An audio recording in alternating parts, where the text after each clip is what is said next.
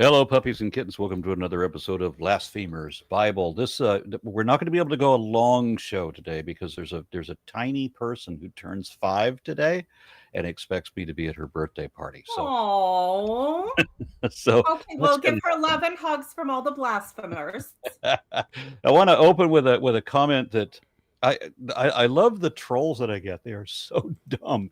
Okay, so here's a guy making an argument where he says that where is he? He said the Hebrew word for heavens is skywaters. Wait, hold on. Where's the page that has it? Oh, I could see like yum at the end. Yeah, it's skywaters or fire and water. And then he goes on to talk about how the 3 most abundant elements in the universe are hydrogen, helium, and so. But yeah, the Hebrew name for heavens is Esh Shemayim, and it means skywaters. It's just. I think it's just Shemayim. It's just Shemayim. Right? But it's yeah, there is. Shemayim?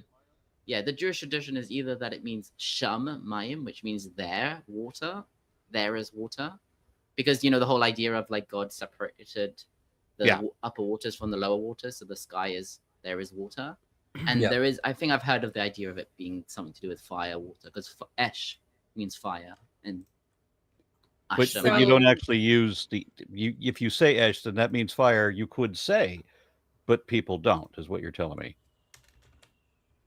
I've never even seen it transliterated as Esh. No, it's not It's not written that way.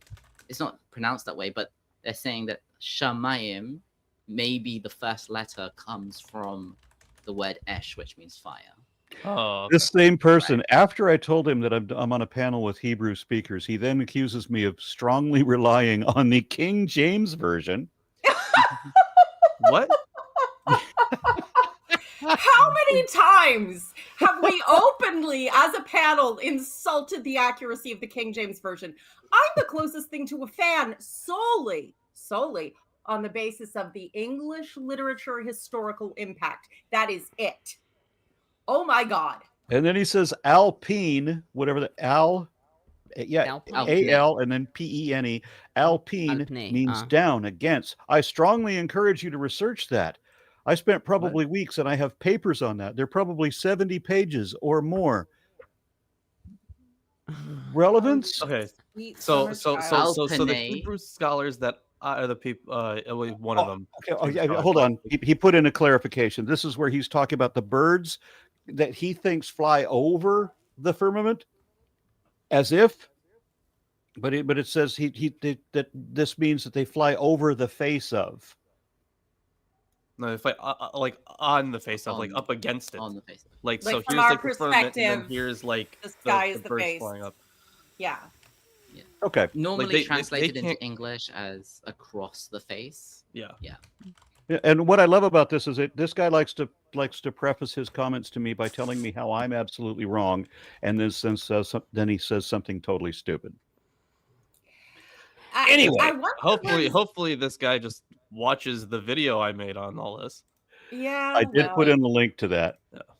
Yeah. There is an argument to say that the preposition alpine is used in the Bible together as meaning against, in the sense of like, I stand against this army or something like that. So it's like face to face in a sense, against. Okay, I could see that. But it wouldn't make sense in the context of like they. And it all implies that there's a solid object there, and that they're right up against the boundary. From my understanding of the word rakia implies that it's solid. Also, yes. Yeah. In the Greek translation, stereoma also implies that it's solid. In fact, it says it's a solid body. More than implies. It states outright what it is. I mean, at best, you can take this as, personification language. Standing against something doesn't literally mean standing, but that's just an excuse, which is, again, fine if that's what you're going to go for, but don't pretend it's fucking magic. Okay. On the face of a solid object doesn't mean above it. It means between the viewer and the thing. So I am upon the face of my Bible. Yeah, and now this guy is turning to AI overview, so we know that the scholarship is really doomed now. Okay, yeah. Aaron, yes, Aaron, I love you. You need to leave the mentally disturbed people alone. They are going to talk to their walls and yell at the light posts because they think they're angels, and these are things that are going to happen. I'm sorry, your country doesn't have healthcare. Mine doesn't have sufficient healthcare to help them. Just let it go. All right. So back to what is it? 2 Chronicles number 9. The Queen of Sheba. Yep. Which Who's reading today? Yeah. Oh, gee, I wonder. Yeah. Do you have an objection to there's one last thing actually. Just quick, Aaron. That person might want to might try to compare it to another verse in Genesis where it talks about the Spirit of the Lord hovered above the face of the deep. Yeah, it was against the face and it's of the deep. same expression, alpene. Uh-huh. And yeah, in that sense, it means over the deep, but that's only because deep is below you. Right. Right? Because the face of the water is above the water. Yeah, and that's before. That's when everything was water, and God hadn't yet put in the separation to create the snow globe or the reverse snow globe, the air bubble in the eternal deep. Right. Okay. Yeah. All right. Thank you very much for that. And who's reading? Yeah, I should do it. Okay. I just kidding. Pardon. Yeah, I do it. Come on. How about we get some representation of the women and have Lilith read this? Thank you, Lawrence, for illuminating the most obvious path. Much appreciated. Now, when the Queen of Sheba, who despite being a queen, and so notable a queen that her visiting a foreign dignitary was worth mentioning in the Bible, still does not have a fucking name.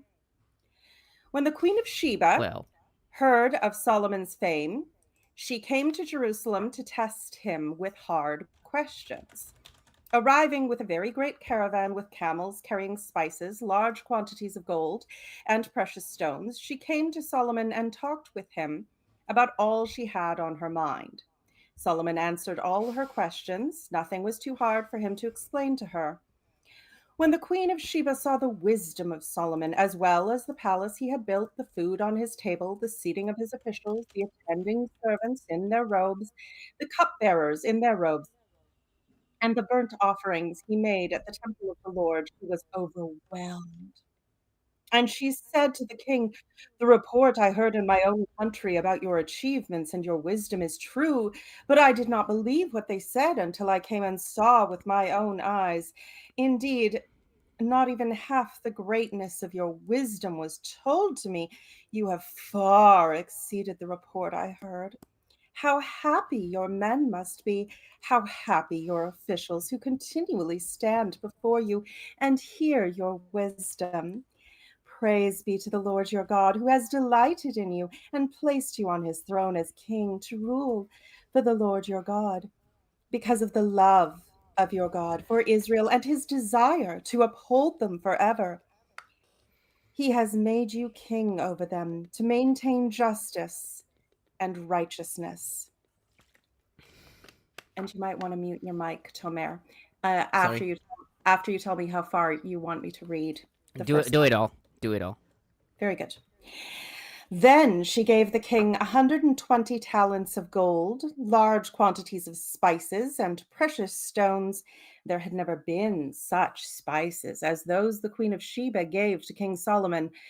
The men of Hiram and the men of Solomon brought gold from Ophir.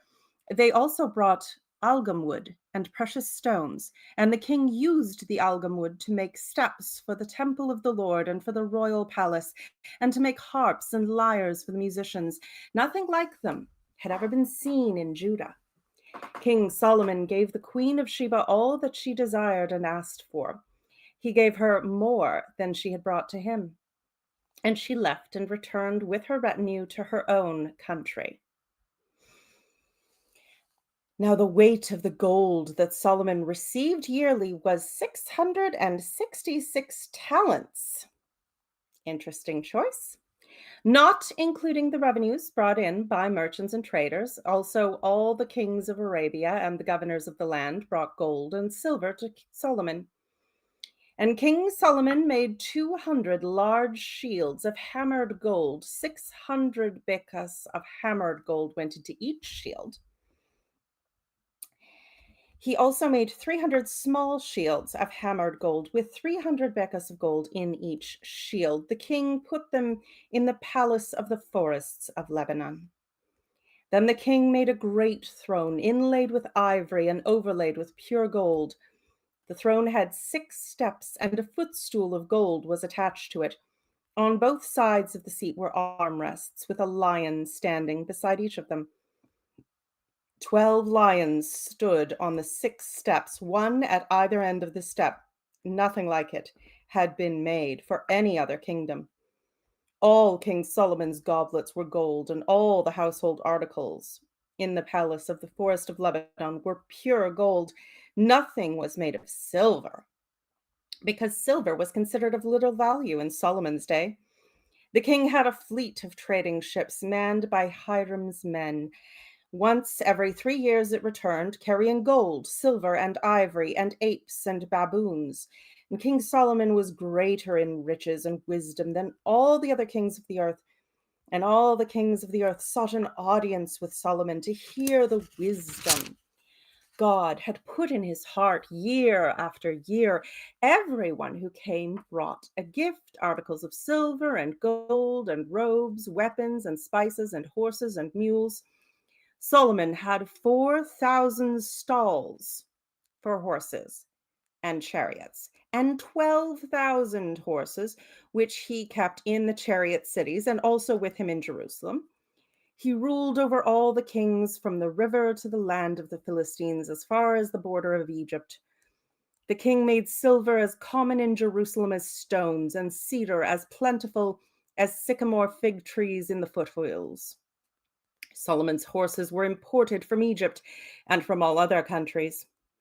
As for the other events of Solomon's reign from beginning to end, are they not written in the records of Nathan the prophet, in the prophecy of Ahijah the Shilonite, and the visions of Iddo the seer concerning Jeroboam, son of Nebat?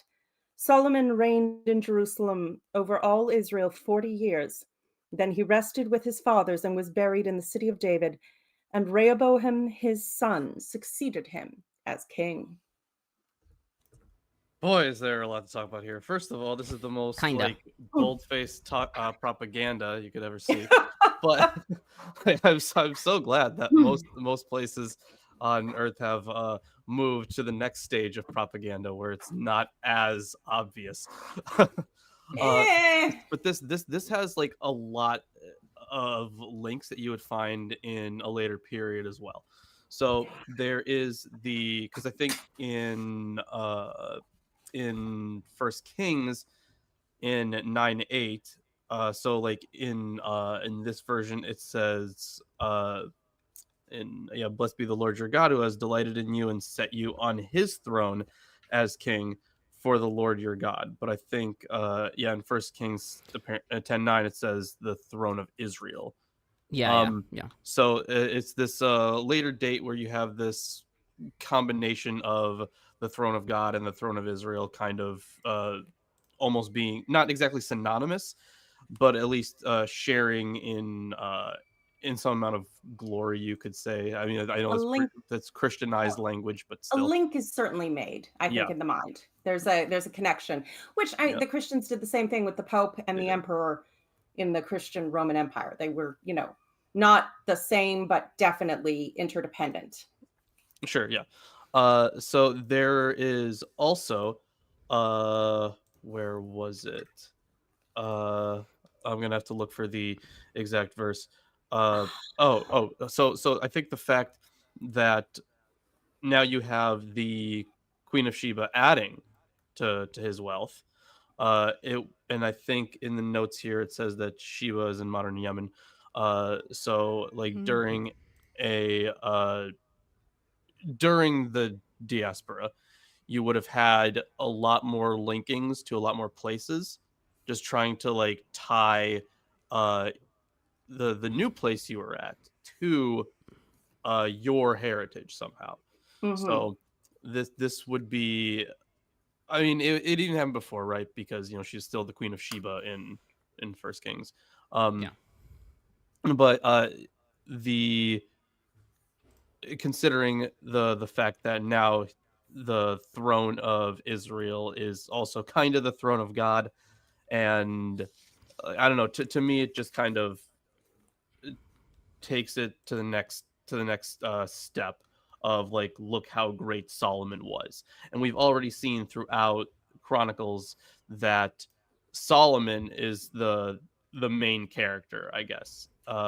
Not Oh, yeah. exactly not David as it was before. David's still important, but not as important as Solomon. Yeah, well, Solomon had the ability to make the wind blow. I mean, Literally. he also through the wind or something like that. he was also a great physician, if I remember correctly, and I don't know if it says that he actually spoke with animals or that he knew about animals. I think. Yeah. the Well, letters the more correct. Quran is probably a little more explicit on this. That Solomon traveled with animals because he had conversations with them. Right, So the he was Bible Dr. doesn't say it. Dolittle. Yeah, the Bible doesn't say it No. implicitly, but there's lots of midrashim and targums and stuff that like talk about it. So There's for a some whole reason, bunch the of best extra canon material. yeah, absolutely. And for some reason, most of it comes from like stuff to do with the Book of Esther, because in the Book of Esther, the king Ahasuerus, he throws this banquet and he uses the vessels from Solomon's temple, and it talks about the throne, and it talks about what else? The throne and whatever. And so that's when all of these like traditions and tales about what was so great about this throne, what was so great about Sheba, and what were the riddles, the questions that she asked him. Mhm. And there's like, they have like a list of like, these are the riddles that he asked him, and they're all really stupid. I mean, I've noted one on Kings, one of the Yeah, riddles yeah. where I think Kara brought one of. I don't know where he brought this up. I mean, but like a lot of them it's like, hilarious. yeah, a lot of them like, you need to know the Bible to answer the question. Mhm. Like one of them is like, I don't know, three people go into a cave and 5 come out, and it's like, yeah, it's Lot and his daughters, and then they come out with 2 babies, or so there's Ugh. 5 of them, like Yeah, and a lot of them, yeah. there seems to be a theme. There's a bit of there's questions about women, gender, also about being about being like Gentiles, Job, stuff like that. I'll give an example. Some interesting ones. Blah blah blah. So there's like 7 there are that issue, and 9 that enter. 2 yield the drought or draft, and 1 drinks. Said he, and then so Solomon answered. The answer is 7 are the days of a woman's defilement, which is like the menstruation cycle in like Judaism. Because that's where you- defiling.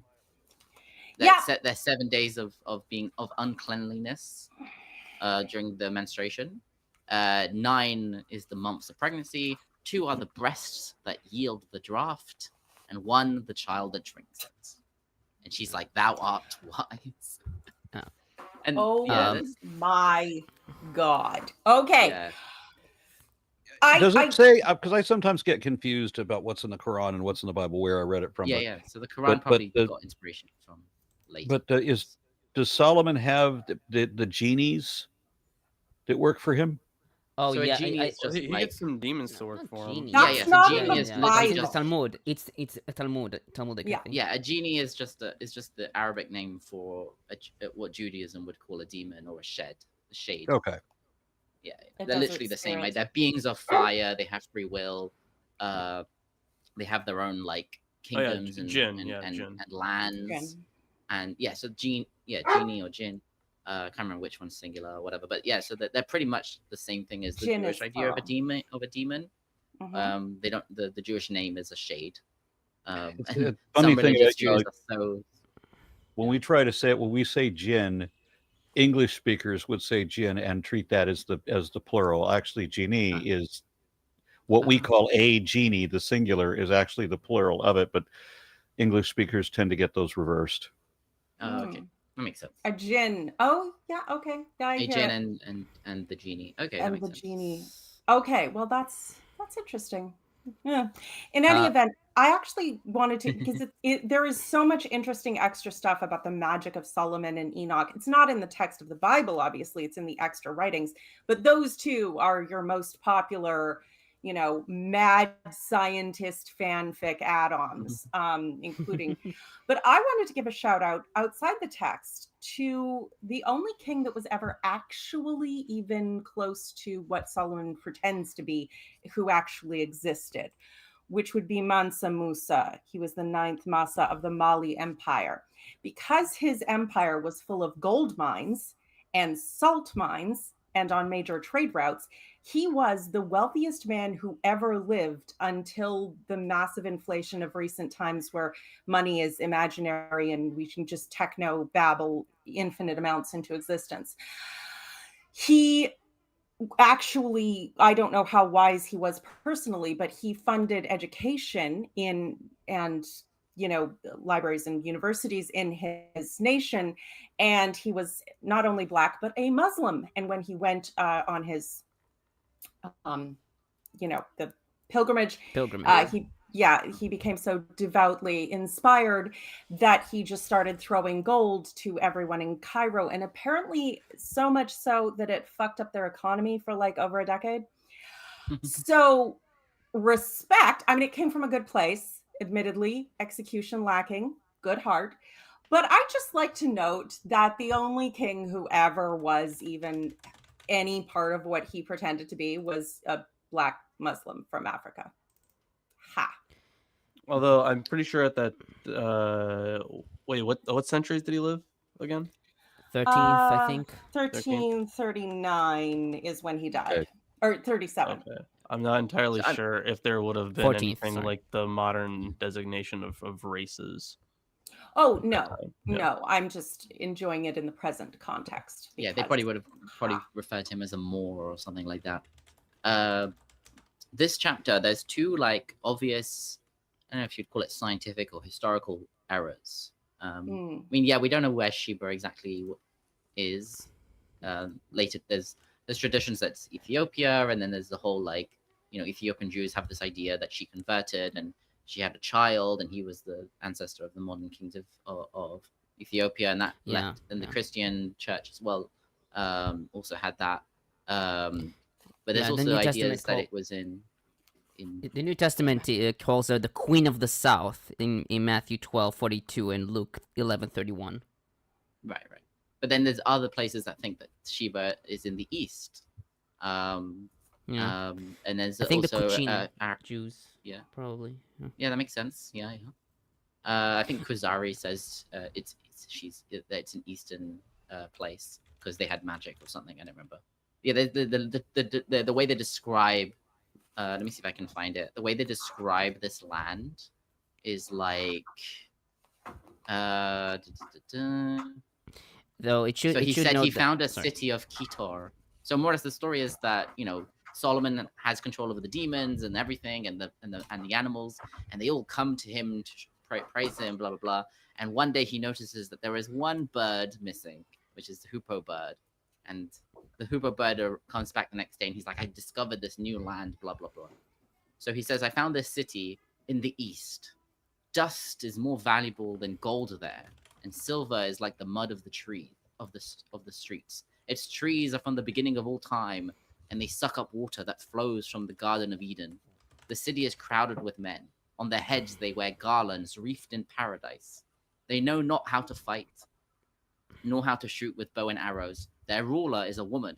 She is called the Queen of Sheba. If now, and then he says he will go and bring her. And it's like, the way that it describes this like Eastern paradise with a woman, with a female ruler, like that's, they have to make it like paradise with no war. Yeah, that's and it's like, oh, they're weak, we can just go and conquer them. And then he threatens her, and that's why she comes and brings all the stuff. Yeah. It should know that while Lilith mentions that she doesn't have a name here, of course, Yes. other people thought to give her a name, like Josephus, who I think in Antiquities 8, probably 8153. Let me just check. Yeah, no, 158 through 59. He calls her Nikaule, and he calls her the Queen of Egypt and Ethiopia. Probably there is also Nitocris in Herodotus, though I can't really confirm that. Yeah, Makeda is also another name. Makeda is in Ethiopian. There is a Muslim tradition which calls her Belekis. Probably in the Quran. Suat Anamal, maybe. I don't know. Maybe no. Yeah, It's I think they also say that Sheba is in Yemen. Though I should note that Immanuel Velikovsky thought that she was Hatshepsut. Hatshepsut, really? Yeah. I don't think. Does the timing line up? I don't know. It's doesn't sound Velikovsky, right. so we'll take it with a No. very big grain of salt. No, Okay, yeah, no. it does not All line right. up. All right, Okay. okay. Okay. So I remember when my mother insisted that I read this scientist Oh, that, God. that was confirming biblical whatever, and I read Velikovsky. I read the whole damn book at her urging. And then I went through hours of trying to explain why that book was stupid and why all these other scientists were saying that it was stupid. Unfortunately, this was before the internet, so resources were scarce. But that was an experience reading that. And then I'm embarrassed for people who read stuff like that and go, "Oh, this has got to be." In the Kabbalistic tradition, in the Zohar, for example, it actually identifies her as Lilith, Queen of Demons. Yeah. Yeah, I think so. I think I've demonic discussed. seductress. If I- Lilith is the queen of demons and Solomon has a couple of demons working for him, do the demons come from? And you say that this is the Sheba that's also being called queen of. They identify Queen of Sheba with the Queen Okay. of Demons. So Asmodeus is the king of so the demons. demons that work for Solomon came from Sheba, Yeah. and Sheba is a place with a great economy and all peaceful. An And arrogant, warmongering man needs a few that's where the plants demons live? in his court. Yes, yes. Under my rule is where the demons two live, different in traditions. peace and Yeah. joy whenever the religious fanatics can be kept out of it. And such a man needs a few plants in his court. If you'll notice, I tried to make it obvious for the gentlemen watching, but the ladies don't need me to notice that in her language, her endless flattery of the king is very stylized. And it's what we say to men that we require some interaction with and do not actually wish to connect with in any meaningful or genuine way. Another interesting riddle that she poses to Solomon, according to this is from Legends of the Jews, which I think it takes it originally from like a Targum of Esther or whatever, like Targum Sheni. It's like the crazy long translation of the Book of Esther, but it's like has hundreds of stories in it. That's quite interesting. So she poses a riddle. Fun. She brings in front of him a mixed group of men and women who have the same build and are wearing the same clothes. And she asks him to tell the difference, which are men, which are women. I And think I said that already. You said that one? Okay, but it wasn't. I don't think remember so. that one. Go on. I think I Yeah. just said I that. think it's the one. So he brought. So he made a sign to the eunuchs who brought him a quantity of nuts. And roasted his corn. Yeah. The males who were not bashful seized them with bare hands, and the females took them, putting forth their gloved hands from beneath their garments. Whereupon he exclaimed, "Those are the males, and these are the females." Yeah. So- That's Kara. Yeah, but he didn't. It's not from him originally. It's from I Targum Sheni. don't know where the source is from. I think it's Targum Sheni is the original. Oh, well, Targum Sheni is It's crazy. Yeah, Targum Sheni is crazy. Yeah. So it's very it's interesting because it's like a looking at the gender stereotype of a specific time and place, and it's like, oh, they ate nuts bashfully. They're women. It's like, this is how But- you can distinguish. And they all had gloves on their hands, because we all know that if you see a woman's hand, a man will be driven to mad and lustful ventures, which means obviously wild But it's crimes also are like occurring. the Queen of Sheba, like she made a riddle. She dressed them all the same. She went to pains to make them look identical, and yet the women were wearing gloves and the men weren't. Yeah. Yeah, it's a bit silly. Okay, because this is parallel with 1 Kings 10 and 11, 41 through 43, at least the last few verses, my commentary is only 2.5 pages long, so there's not really a lot to say here, at least in the context of this. So I'll start with verses 1 through 12. The account of the visit of the Queen of Sheba in Chronicles follows that of 1 Kings 10, 1 through 13, with slight modifications to the text. For example, the queen speaks with him, i.e. Solomon, in Hebrew, Hegidla, in verse 2, rather than to him in 1 Kings 10:2. She sees the wisdom of Solomon in verse 3, but not all the wisdom in 1 Kings 10:4. Dillard writes that both these changes may be in the interest of assuring Solomon's superior position and the inexhaustibility of his wisdom. Verse 8 is most interesting here. 1 Kings 10:9 reads, the throne of Israel, but here his, i.e. Yahweh's throne as a king before the Lord. Japhet writes that this change indicates both the positive and negative motives for editing.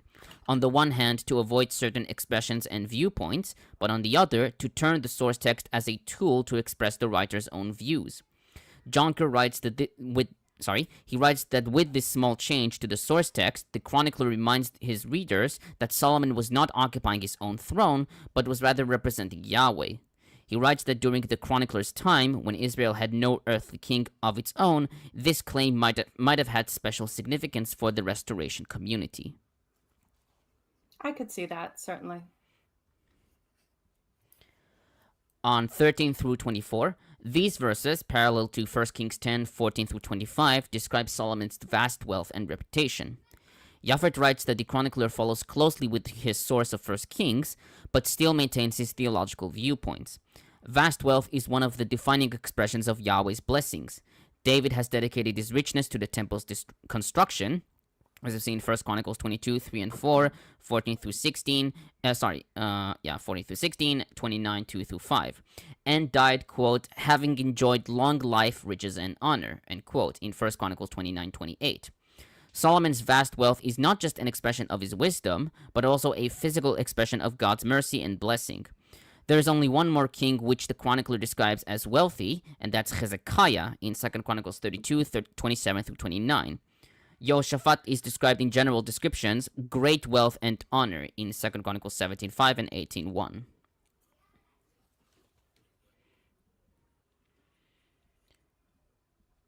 On 25 through 28, Klein notes that the relationship to the Vorlage in this section is quite complicated. The chronicler already had a copy of 1 Kings 10, 26 through 29, and 1, 14 through 17. Rudolph suggested that some parts of verses 25 and 26 were original, but the rest were added later by a glossiter who added verses from 1 Kings. Curtis and Madsen suggested that both passages, i.e. 1, 14 through 17 and 9, 25 through 28, are original in Chronicles, but that the chronicler put one version of 1 Kings 10, 26 through 29 early in his text as 2 Chronicles 1, 14 through 17. This is due to Solomon having 14,000 chariots in those passages, while in the second passage from later in his reign, Solomon had 40,000 teams of horses and or for the chariots. Japhet viewed verses 25 through 28 as original to the chronicler, but suggested that the chronicler was writing a new version of this summary, drawing from 1 Kings 5:6, 10:26b, 5:1, 10:27, and 28. Klein, however, writes, quote, what all of these scholars have failed to take into full consideration is that 9:25 through 28 is not based directly on 1 Kings 5 and 10, but on the Vorlage of Septuagint of 1 Kings 10, 29 through 32a. That is, an alternate account of Solomon's wealth in horses, chariots, and other objects had already been constructed from verses from 1 Kings 5 and 10 in the Vorlage of Septuagint. Septuagint 1 Kings 1. This roulage of Septuagint of Kings had displaced what we now call 1 Kings 10, 26 to 28a of the Masoretic text. Since the Chronicle reproduced 1 Kings 10, 26, and 28 and 29 in the Masoretic text nearly exactly in 2 Chronicles 1:14 and 16 and 17, he had access to both versions of this paragraph, 1 Kings 10, 26 to 28a in the Masoretic text, and the roulage of 1 Kings 10, 29 to 38a of the Septuagint in the Book of Kings. This may also help to explain why he included both passages in his work. Also, like, Solomon is the king of the world. Every king is paying him homage. Blah blah blah. And then in verse 26 is like, he ruled over all the kings from the Euphrates to the land of the Philistines and to the border of Egypt. So all of this power and wealth and influence, and yet he didn't have control over the Philistines or the Egyptians. No. And let's face it, the Philistines are a rather nebulous concept in their history of exactly how much the Sea Peoples took up in terms of land in the Palestinian area is not clearly delineated. So this is a big fish story that keeps running into a wall. But also the people who wrote at least some of this is like the whole world to them seems to be a very small place. Yeah. They also seem to get confused about where things are and where things come from. For example, there's a bit about them going to Tarshish to get ivory and monkeys. Yeah. But in other places, Tarshish is identified with being like on the Mediterranean Sea. Yeah. So, Which, I mean, in the sense of being perhaps a trade port, you know, yeah, but the Mediterranean to Africa, monkeys and ivory and all that. Right, but in this story, they go to Eilat, they go to the Red Sea, they take ships to Ophir, and they get, you know, gold and wood and stuff like that. It would make more sense for be getting peacocks, monkeys, and ivory from somewhere on the Red Sea than in Spain. You know? Yeah. I'm seeing on verse 21, there's a confusing options how this is translated. Yeah. I it think was I've read- noted this already. I'm sorry, what? I think I've noted this on when we read Kings. Yeah, in the version that you were reading, it said apes and baboons, but alternately it could also be read as peacocks instead of baboons. Yeah, this is usually the translation given. You see it in Peshitta and Targum as well. But the apes is possibly Klein has possibly a loan word from Egyptian kayo, maybe kyo. The initial taf could represent the article. So right. The Hebrew word kofim can be monkey or ape. I mean, a lot of languages don't differentiate between monkeys and apes. In German, they don't. It's the same word. So, and the word that's translated as baboon, I think it's because the word tukim is such a rare word in Hebrew. I think it's the Septuagint just translates it as baboon, or maybe not, as a word that is something that is, it's not baboon, but it's like something that sounds more like a name of a type of monkey or a dog face or something like that, rather than a bird. But dog that's face. what it seems. Yeah.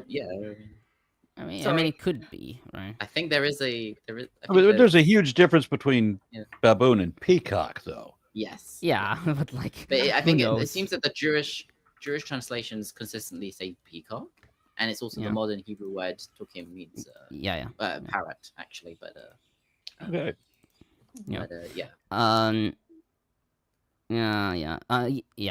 Is it come from? I mean, pseudo Rashi also. What?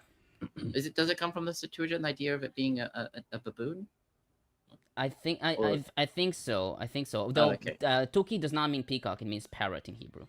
Modern Hebrew. But pseudo Rashi calls them peacocks. So, and also I think that talk of Jonathan on Kings. Never mind. It seems consistent. Most Jewish translations say peacock. Yeah. Okay. So it should be noted that 1 Kings 11, most of the chapter is omitted here. And I wrote that the chronicler omits most of what is written in 1 Kings 11, which mainly reflects Solomon in a negative light.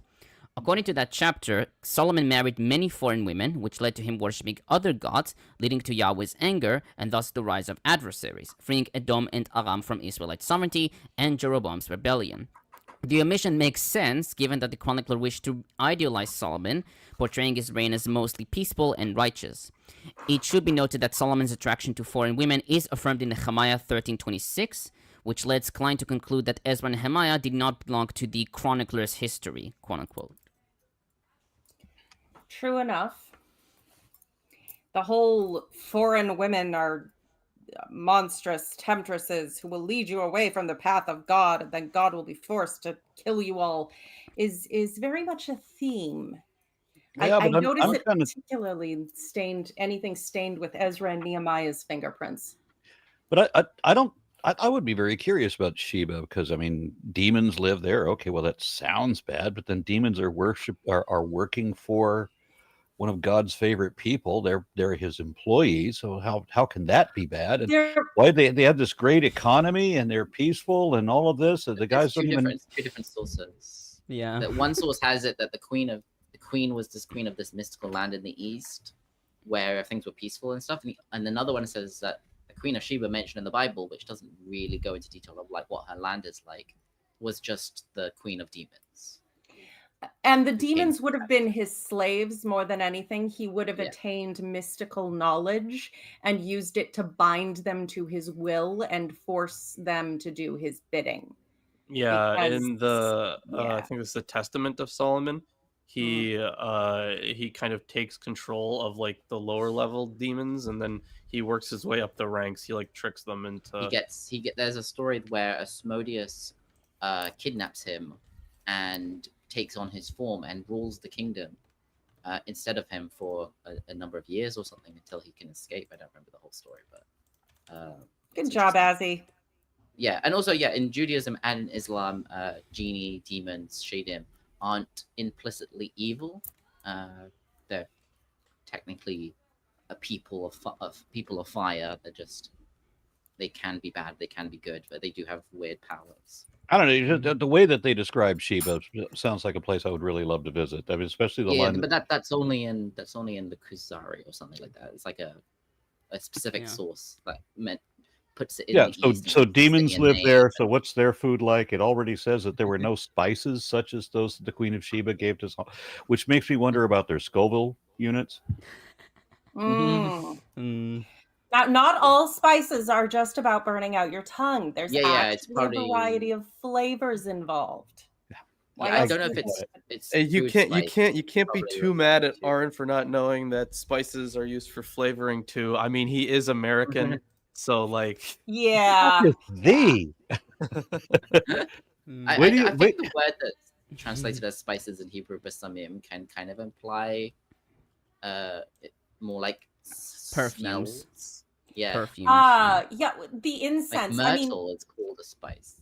cinnamon is technically tree bark, but it is can be used in scents very carefully because it will burn. I'll have you know that I not only make chili, I've also made vindaloo, and while both of them are incredibly hot, I use a whole bunch of other spices too, because the flavor Uses has Thai to be. chilies, habaneros, and all the hot ones. Hey, the point is like sandalwood and the what was it called? The wood that he made the steps out of. It was Well, it says algum wood algum wood, which we don't know what in it my is. translation. But I It's know that translated there, as sandalwood, yeah. which there makes is sense. Yeah. a type of wood that is exceptionally expensive, where certain trees are infected with a certain fungus and it will grow through and infuse it with this scent, and it's used in as incense, and literally it's massively expensive to obtain because it has to be cultivated for so many years. So yeah, anything like that, resins and Sandalwood incense. just smells of feet. It does not. Sandalwood is lovely. Yeah, thank you, Isaac, for making that Whoosh. joke. I was resisting the dad urge to make that joke, and you did it. You hurt my soul. All right, are we Be a moving dad to? spirit, No. probably. I have one more comment, and then there is another one, private chat. Okay. So, and finally on verse 29, 1 Kings 11:41 refers to the book of the Annals of Solomon. Nathan, found in 2 Samuel 7 and 12, and 1 Kings 1, and Achiah in 1 Kings 11 were contemporaries of Solomon, whilst Iddo is mentioned as a source for Rehoboam's reign in 1215. Japhet suggested that the chronicler knew of a tradition of a certain prophet named Iddo, who worked in Judah during Rehoboam and Abiah's days, and was a witness to the end of Solomon's rule. Josephus in Antiquities 8:221 calls the man of God, quote unquote, in 1 Kings 13:1 by the name Yadon, and Chazal in Talmud Sanhedrin 14:15 identified this man of God with Iddo. Thus, the existence of such a tradition cannot be exclusively ruled out. Boda writes that the use of prophetic sources for Solomon, as per David, gives credibility to the chronicler's account, as well as to Solomon's reign. This notion also reminds the reader that the kingdom has now been transferred to another Davidic scion, Rehoboam, son of Solomon. Scion, fuck English. Scion? Oh, Scion. yeah. Scion. Yeah. I hate that word. I hate that word. So is it Scion? Just the C is Scion. just silent? Yeah, I with mean, a you can, there's a Jesus. slight consonant vocalization you can Like do, very, science. very, very slight, but it's Though I do not think worth it that in modern English. Okay. Yeah. Okay. Never mind. And no ancient Christians, of course, because nobody wants to. Really? What about Yeah. the 666 shield? No, How we've is already that- discussed this. We've Yeah, but already how is talked that about. not mentioned by the crazy Christians? No, they because mentioned they it. are not that stupid. I mean- beg your finest fucking pardon. Well, the They're- ones that he uses are ancient, and ancient Christians aren't as stupid as modern. I have learned Yeah. to stop saying they're not that stupid. They are always that stupid. Augustine's argument for the supernatural was magnets. What the Oh, fuck? They're wait. magic. Oh, wait for bead on instrument, Nehemiah. You will Dude, be amazed. Augustine and I will Origin, not be amazed. so fucking lame. Their apologetics is so absolute trash, and like the thing is, like they are hailed as like I great know. theologians, but I'm like, they're just like dodging. That's what they're doing. Yeah. You know, Lawrence, I've got the same quandary with like these celebrated Christian thinkers today, right? All these people that refer me to William Lane Craig as if he was a great Oh. mind, right? People who refer me to William Lane Frank Craig is a Turek. hell of a lot smarter than Origin and Augustine. That's not saying much there, I know. princess. He's only smart as a grifter. I mean, the very idea that for years he would not speak to anyone who did not have a degree in philosophy, yeah. and yet made himself an expert in fucking physics, which he understands about as well as who's that con man, the Indian pseudo guru? Oh, Dinesh Oh. D'Souza. no, No, no, the no, other no. one. I know who you're talking about. The Oh my less god. hateful, more hippie one. Oh my god. I know who you're talking about. Fuck. You're not talking about, I made you're not talking fun about of him. Zakir Naik, are you? No. No. It's Ortho? my- no, the fucking he always like has flowery Osho. language. Osho. No. No, he talks about he uses the stuff about physics, you know, the Like he quantum says it's all mechanics word stuff, salad. Oh, and okay. word salad about energy. Are you Deepak sure that's not Chopra. Dinesh D'Souza? Deepak Chopra. Yes. Deepak Chopra. Deepak Chopra. Yeah, yes. he's less hateful than Dinesh D'Souza, albeit not less full of shit, but less hateful. So, you know, Yeah, yay. I was actually that. Yeah, when as soon as you said the proper name, I'm like, yeah, that's the guy I was thinking of. I put the Mhm. wrong name on it. Deepak Chopra. Yes, I get it.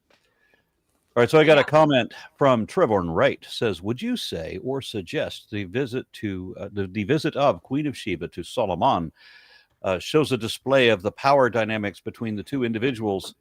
Then the continuing narrative on his conquests and wives. Well, I mean, at this point, like Solomon just kind of falls out of the story, but because now we go on to like the actual wars and stuff. But yeah, this would have been like a way to tie Solomon to other people groups in the region, and then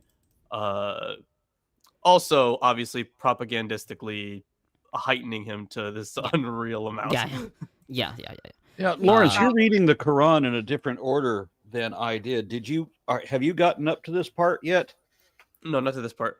So the way we're reading it is the way that's usually published. We're not reading it in the order of revelation. Although we do have a translation that is in the order of revelation. But one of the reasons that we decided to stick with the way that it's usually presented is because there are a couple that are debated as to when exactly they were revealed.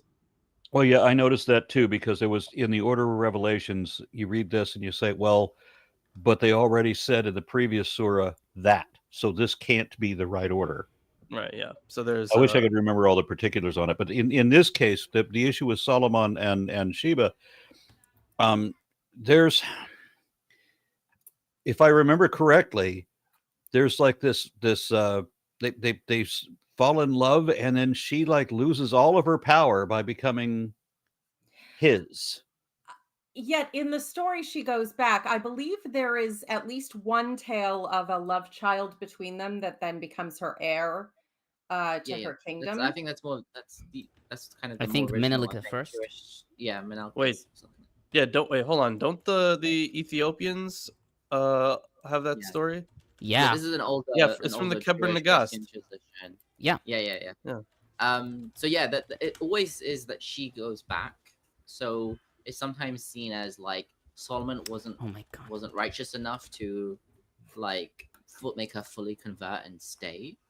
So maybe the Muslim tradition is kind of like a trying to make it better or fix the story. Considering that in the original tales of Scheherazade, there was an Egyptian merchant who was very happy to have converted his lover by the prominence of his virtue.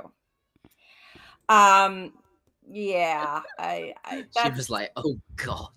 Yeah, she literally became a lover and converted, and then ran away with him, and then she gets kidnapped. It's a whole big thing. It's an interesting story, but yeah, the literally kidnapped girl who decides to become a Muslim because of her lover's great virtue. It's giving the he didn't quite meet that standard vibe. Perhaps his wisdom was not applicable in every arena. All right, so are we moving on to 10 then? Yes, please. Okay. Are we going to have a little shout out about the giant gold shields? Because we did mention that another time. No, okay. How the fuck did we manage 5 chapters previously, and now we can't even read one chapter in an hour? We didn't do 5 in an hour. We did no, 2. Not 5 in an hour. We did 5 in 3. Yeah. So the odds are against us. Okay, so chapter 10. Rehoboam went to Shechem, for all Israel had come to Shechem to make him king. When Jeroboam, son of Nebat, heard of it, for he was in Egypt, where he fled from King Solomon, then Jeroboam returned from Egypt. They sent and called him, and Jeroboam and all Israel came and said to Rehoboam, your father made our yoke heavy. Now, therefore, lighten the hard service of your father and his heavy yoke that he placed on us, and we will serve you. He said to them, come to me again in 3 days. So the people went away. Then King Rehoboam took counsel with the older men who attended his father Solomon while he was still alive, saying, how do you advise me to answer his people? They answered him, if you would be kind to this people and please them and speak good words to them, then they will be your servants forever. But he rejected the advice that the older men gave him and consulted the young men who had grown up with him and now attended him. He said to them, what do you advise that we answer this people who have said to me, lighten the yoke that your father put on us? The young men who had grown up with him said, thus should you speak to the people who said to you, your father made our yoke heavy, but you must lighten it for us. Tell them, my little finger is thicker than my father's loins. Yeah, my pinky is bigger than your dad's dick. My dad. My dad's King's sick. dad's dick. Guys, Um, just so you all know, there were giants back then. Okay, so like that's not really not I a don't know. problem. Solomon couldn't even please Lilith, queen of the seductress demon. So maybe he In wasn't fairness, that big my to begin with. standards are not to be compromised just because someone has a big Also, ego. Also, it should be noted that katoni, I mean, my little finger, can be a euphemism for the penis, as Kimchi suggested Like, in his obviously. commentary. Well, No, but he yeah. said his father's penis, but not really. Well, oh, Now, yeah, whereas my father laid on you a heavy yoke, I will add to your yoke. My father disciplined you with whips, but I will discipline you with scorpions. So he's going to be a rat bastard, because that's going to inspire loyalty. So Jeroboam and all the people came to Rehoboam the third day, as the king had said. Come to me again the third day. The king answered them harshly. King Rehoboam rejected the advice of the older men. He spoke to them in accordance with the advice of the young men. My father made your yoke heavy, but I will add to it. My father disciplined you with whips, but I will discipline you with scorpions. So the king did not listen to the people, because it was a turn of affairs brought about by God, so that the Lord might fulfill his word that he had spoken by Ahijah the Shilonite to Jeroboam son of Nebat. When all Israel saw that the king would not listen to them, the people answered the king, "What share do we have in David? We have no inheritance in the son of Jesse.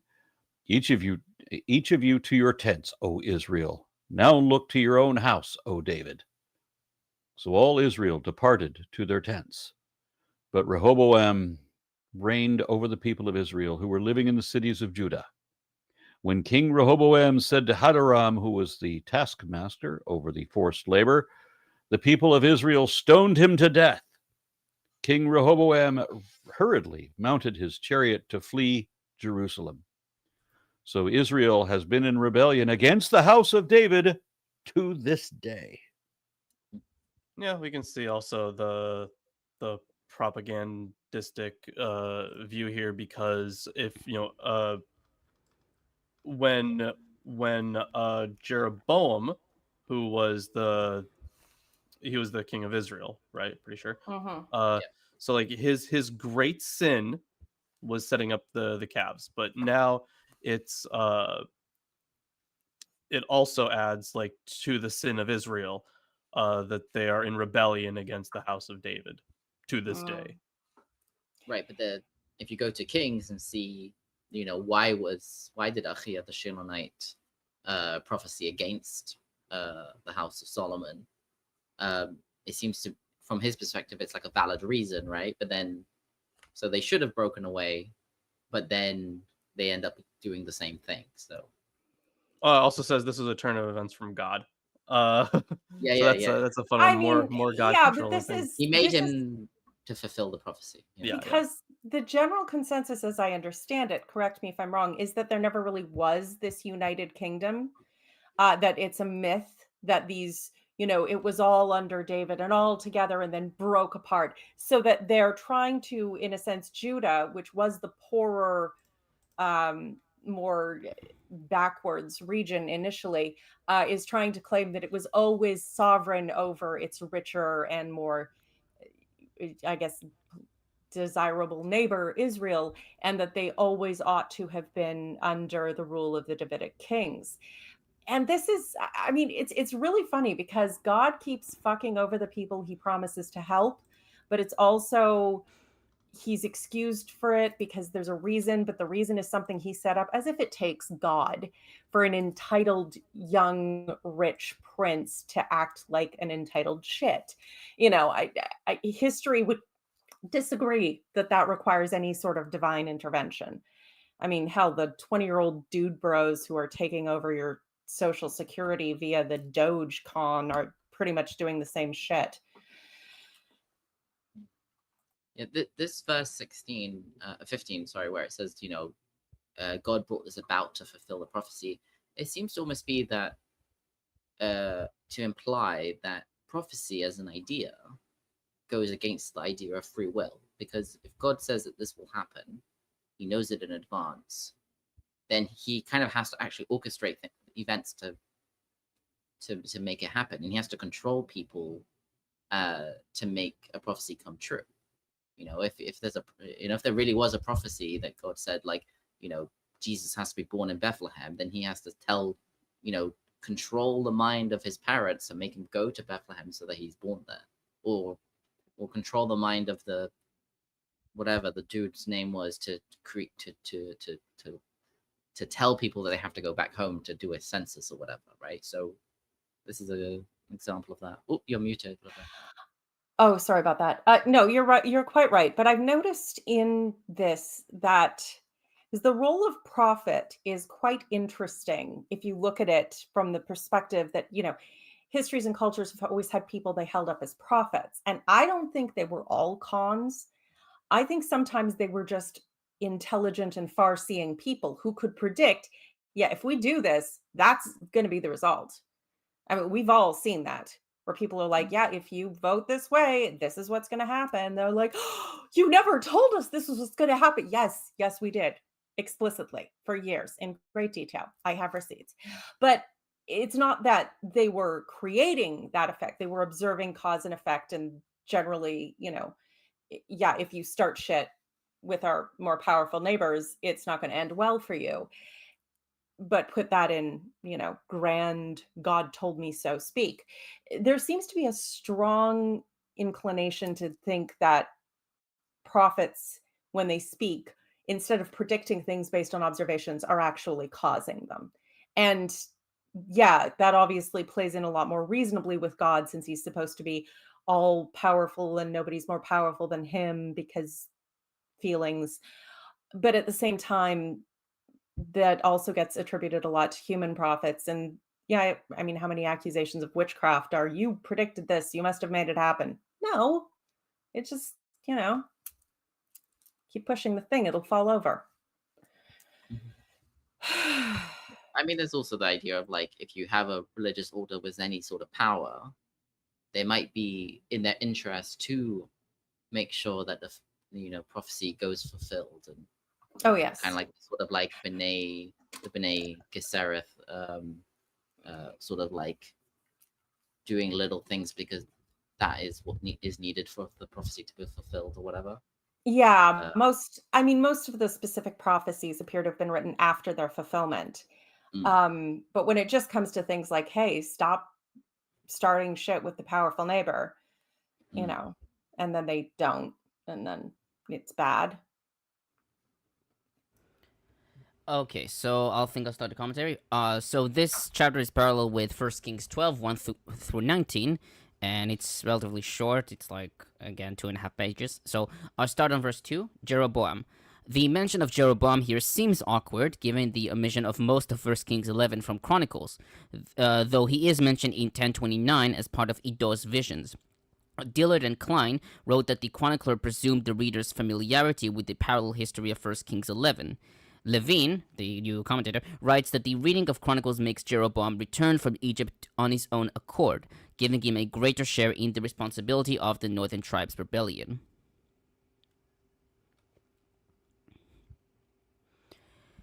On verse 4, the Israelites' criticism of Solomon in the context of Chronicles is surprising, given that chapters 1 through 9 treat him positively.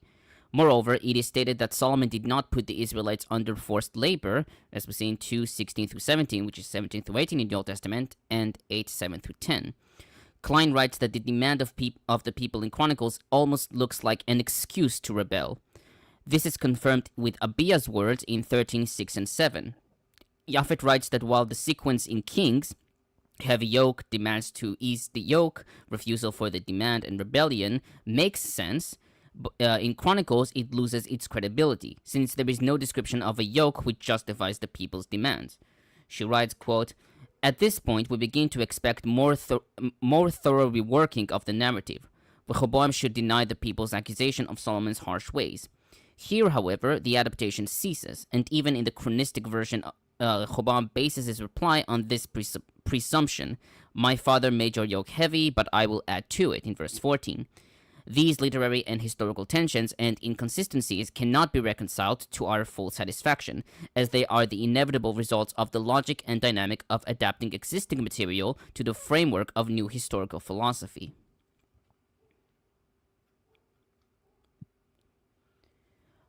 On verse, I mean, it sorry. also seems to imply. I mean, you could read it as like, you know, Yerovam comes from Egypt, and then it says he and the people spoke to Rehoboam.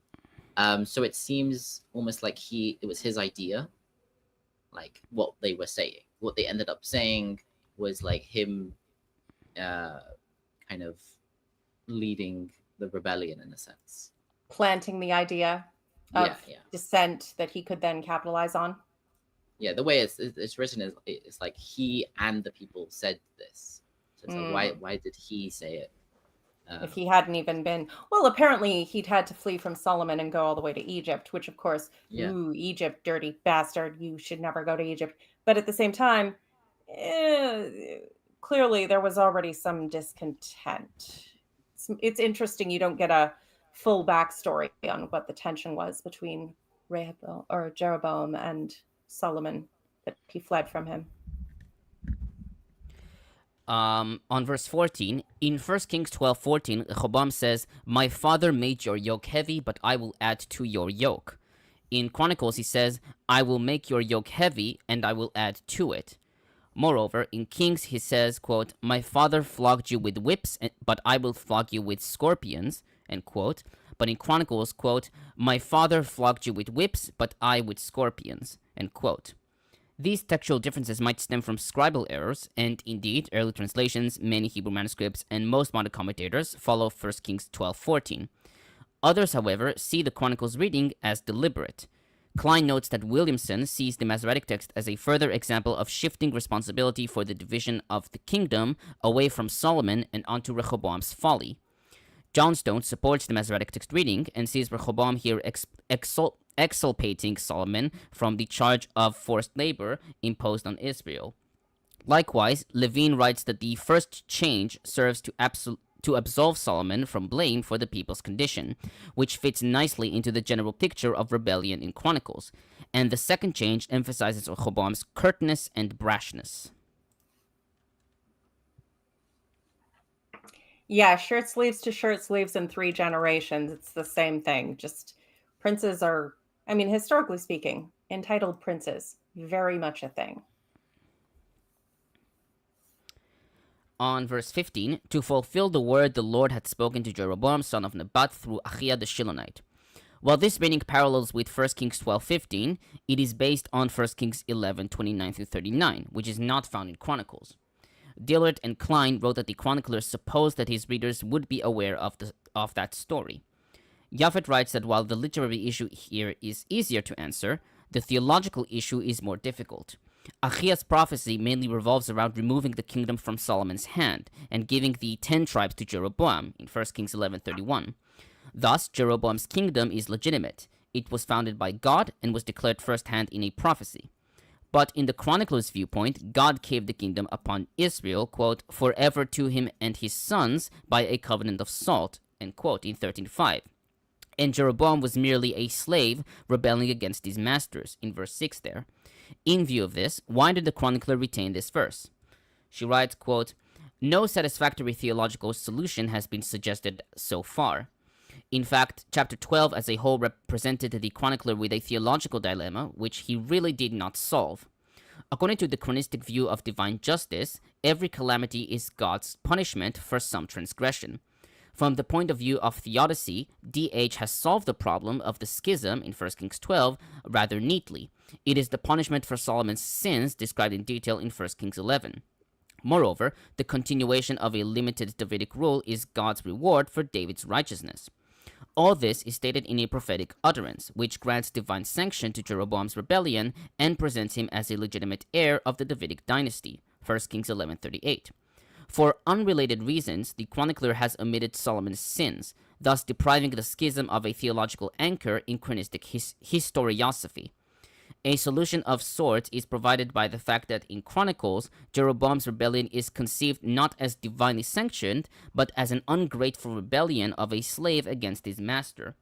Nevertheless, from the point of view of the Southern Kingdom, it still remains an event not satisfactorily explained. Do we have to describe a slave as what is it? What was the adjective? Ungrateful. Ungrateful. Yeah. Yeah. Are there slaves who are grateful? Well, there are slaves who, for their own well-being, pretend to be grateful, because that's a wise course of action. What if you are a grateful slave? What are you grateful for? Okay, like I said there were ungrateful definitely rebellion. times where Stop people calling it like on purpose like sold themselves into slavery, because like their situation was so bad. But like the thing is, it wasn't preferable to having control of your own life. It was So preferable to starving in the gutter sometimes. yeah. Yeah, And I mean, an educated person who could perhaps be bought and as a teacher for the house of a wealthy man wouldn't have such a bad life, in the standards of the day. But that was not the experience of most slaves. Most slaves are just labor.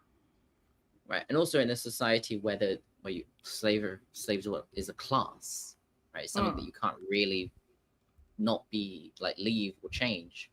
Having an owner or a master that treats you well could be something that you might be grateful for, even if the system that they're in is not what they would prefer.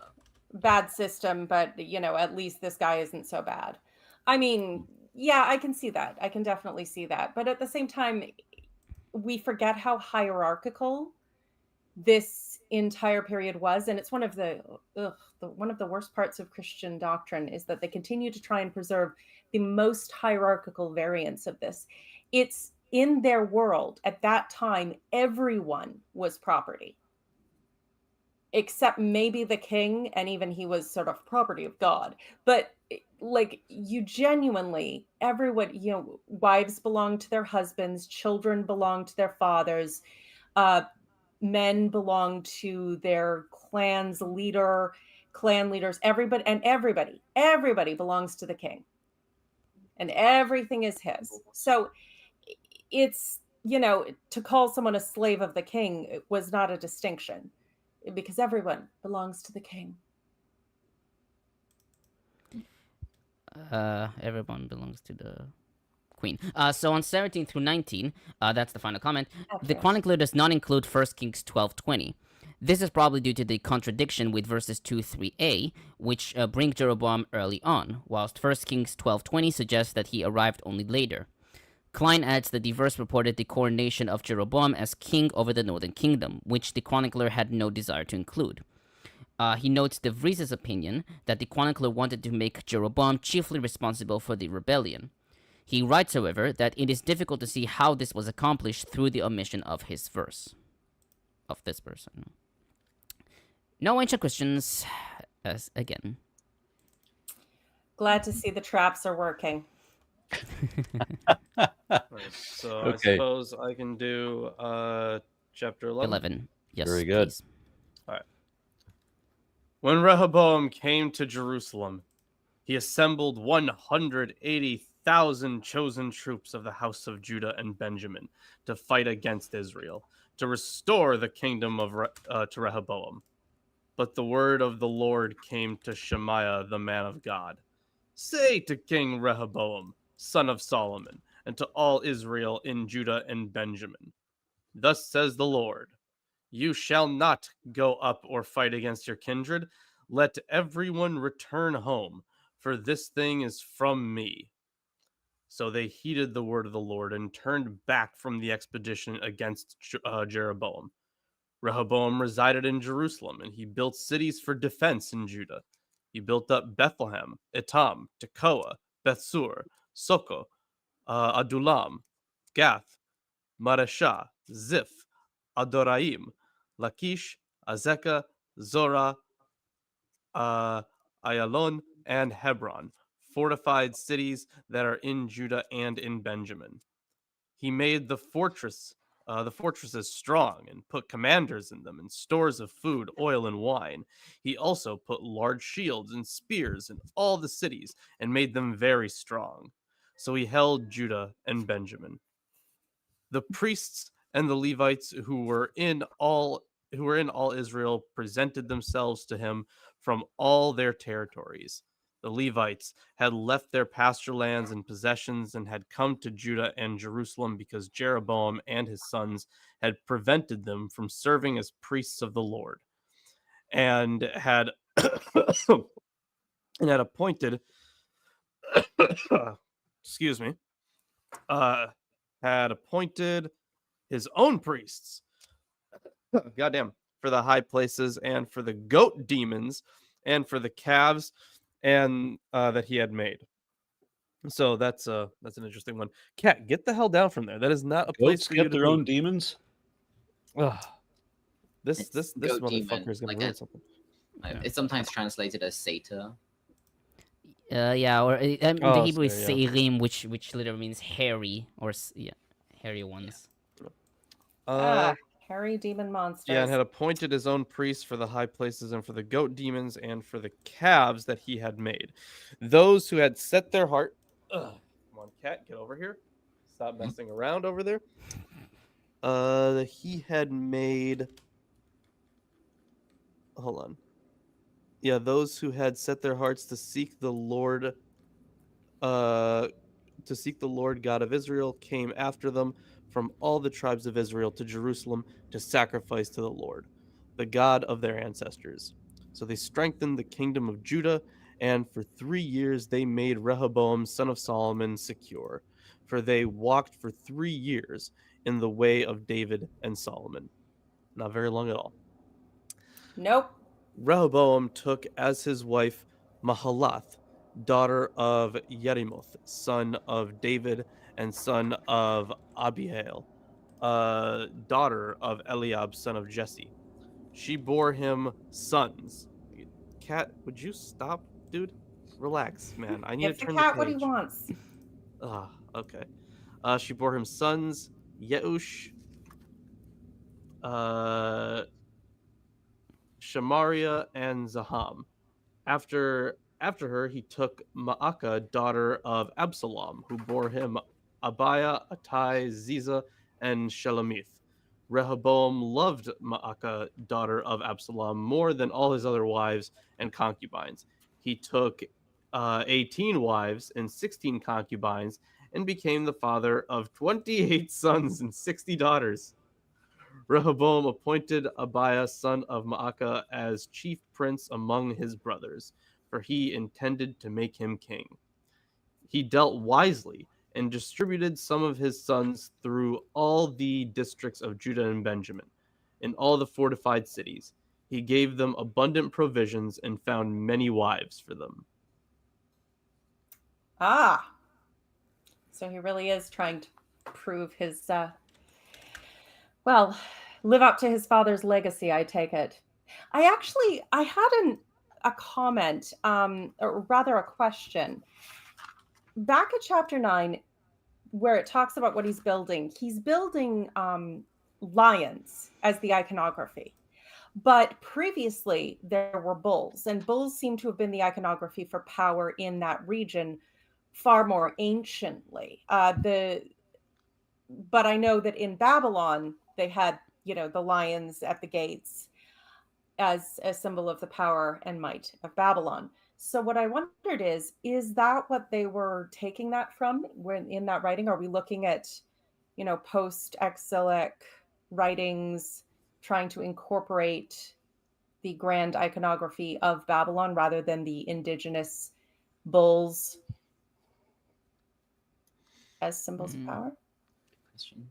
There is also like in this last chapter, it described it as having lions on both sides of every step. But there are other traditions that have this idea that each step had different animal. Eagles and bulls and everything.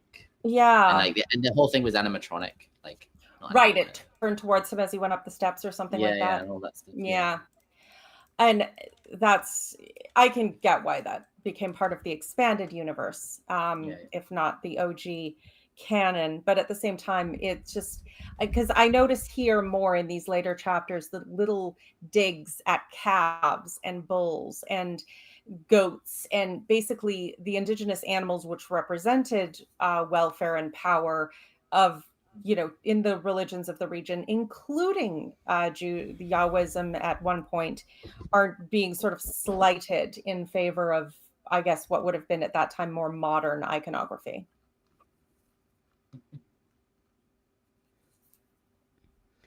Okay. Since Aaron isn't here to read the comments, I'll start with verses 1 through 4.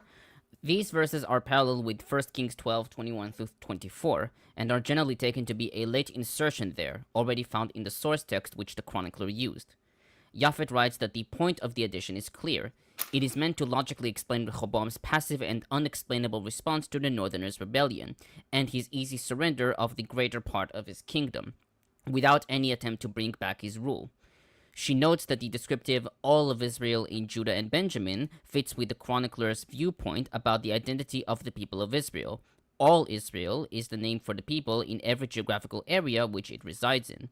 According to his view and description, the kingdom of Judah was never populated only with Judeans or Benjaminites, as in 1 Chronicles 9:3, a fact which he'll return to again in verse 16 here.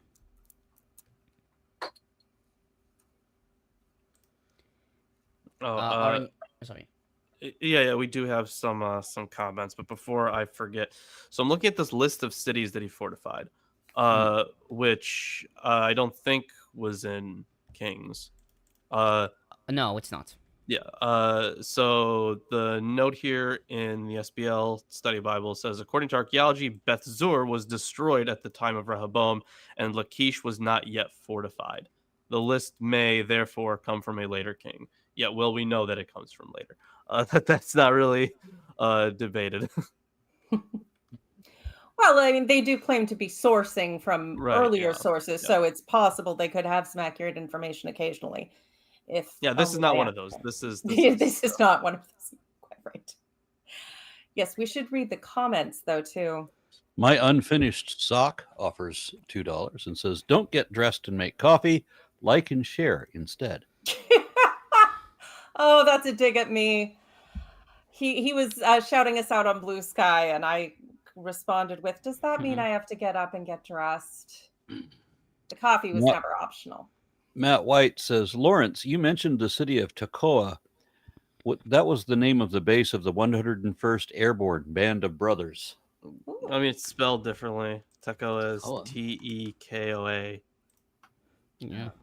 Okay, yeah. There is a place in the West Bank called Tekoa, and there is a village nearby called Tekoa as well. It's right next to the Herodian, which is I don't know if it's Herod's tomb or something that Herod built, Herod the Great. But it's like a weird conical like hill. So like a rounded pyramid? Yeah. But also the top is it's not pointy. Oh. Yeah. Okay. Yeah. It looks like a man-made hill that's like perfectly round and like quite steep, and then the top is flat. Like just big enough for like I'm not sure the size, but it's big enough for a building or two. Yeah. Interesting. Yeah. On verses 5 through 12, Levin notes that while a list of fortifications attributed to a king otherwise portrayed as weak, that is not even found in Kings, would raise the suspicion that this is a fabrication of the chronicler intended to serve his own theological agenda. However, following G. Bayer's research, most scholars consider the list to be both historical and an integral part of the chronicler's portrayal of Rehoboam and his kingdom. Some scholars suggested that dating for the list, either of Hezekiah's time, according to Naaman, Josiah, according to Junge, Alt, and Fritz, or that the list is actually a plan drawn up in the days of Solomon, most of which was never completed, according to Hermann. However, the conclusion is not definitive. As Dillard writes, quote, While skill in archaeological method continues to grow, this data is often subject to reinterpretation. Today's results from archaeological investigation become tomorrow's footnotes about earlier errors. At a methodological level, one has to question the relative weight of the epigraphic and archaeological evidence. Written evidence from the chronicler, who was so much closer to the events and sources, is set against the interpretation of data from partial excavations. End quote. Levin adds, quote, "We really do not have enough archaeological data to comment on the historicity of the list as is. The best we can do is to attempt to understand its geostrategic logic and its significance within the chronicler's portrayal of Rehoboam and his kingdom." End quote. When was that published? What you were just reading? What year Levin? is that from? What? Levin or Dillard? Or Levin. Klein? Or well, Oh, the last 21. one that you just said. 21, I think. 2021. Okay, interesting. Yeah. On verse 13, Klein notes that the chronicler passes over the account of Jeroboam's apostasy in 1 Kings 12, 26-33, which is described in a highly critical style there from D.H.'s perspective. He writes that the chronicler made the inference from these verses that if Jeroboam's priests were not from the Levites, that representatives of the priests and Levites would betake themselves to Rehoboam in the southern kingdom. Since the chronicler had included the list of the cities of the priests and Levites in 1 Chronicles 6, 39-66, which is 54-81 in the Old Testament, and 13:2, it is understandable that he would have these clergy come to Jerusalem from their places scattered over the entire territory of land belonging to the northern kingdom.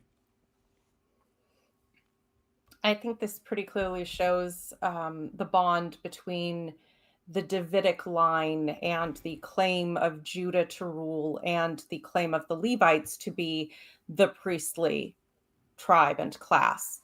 However much the meaning of that word changed over its history, these two have made an alliance, and reinforcing it and balancing the power of it is evident in every back and forth. On verse 15, the goat idols, in Hebrew seirim, the word is generally seen as referring to demons, as we see in Vulgate, Targum, modern commentators, and Helot, which are usually described as hairy or goat-like, quote-unquote. Klein notes that the seirim are said to inhabit open fields, ruins, and desolate places, as we see in Isaiah 13:21 and 34:14.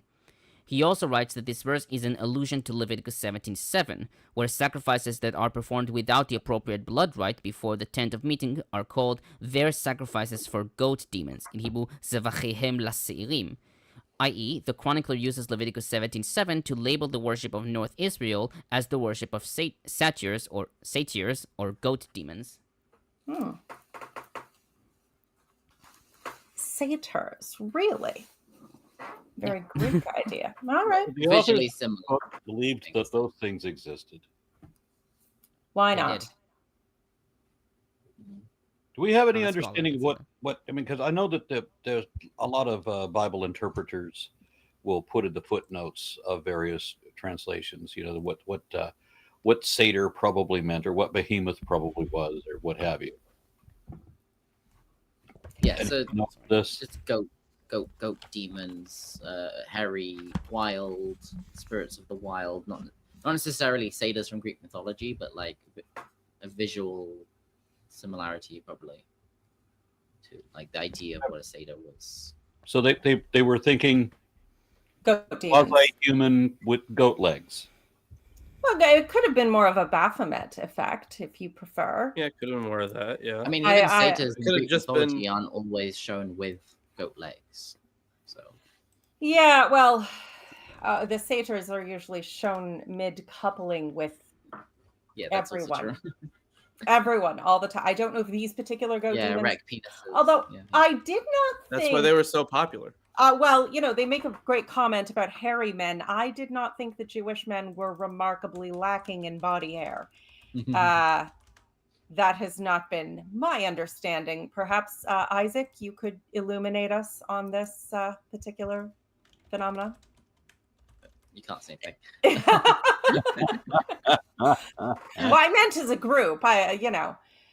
Do you? I understood you to run the range from twinks to bears. So, Yeah, Jewish men, even like European Jewish men, are normally quite hairy, I think, Hmm. in general. I didn't think that would be distinctive, but there you go. No, no, the Mizrahi are quite hairy. Yeah. I mean, like, it's still a scale, but I'm saying like, Jewish people in the West are going to be more hairy than the non-Jewish people around them. But obviously, the Eastern Jews are going to be more hairy than that. Yeah. Okay. Okay, so on 16 and 17, Japhet notes that these verses are associated with with 1 Kings 12:27. In Kings, the matter is presented as a dangerous possibility that Rehoboam does everything he can to avoid it. In Chronicles, however, this is shown as a historical fact. However, Jeroboam's greatest fear that the kingship would return to the house of David in 1 Kings 12:26 was not fulfilled, even according to the chronicler. She further writes, quote, "The phrasing of these verses leaves ambiguous the purpose of this move of members of all the tribes of Israel to Jerusalem. On the one hand, it seems that the reference is only to a one-time pilgrimage to sacrifice to the Lord, in contrast to the priests and Levites who left their holdings. Yet the phrase, 'they strengthened the kingdom of Judah,' would imply a permanent migration. Whatever the case, this population movement was limited to the first 3 years of Rehoboam's rule, as determined by the chronicler's theological views. These people, quote, 'set their heart to seek the Lord,' end quote, and follow the ways of David and Solomon, again regarding David and Solomon as equals."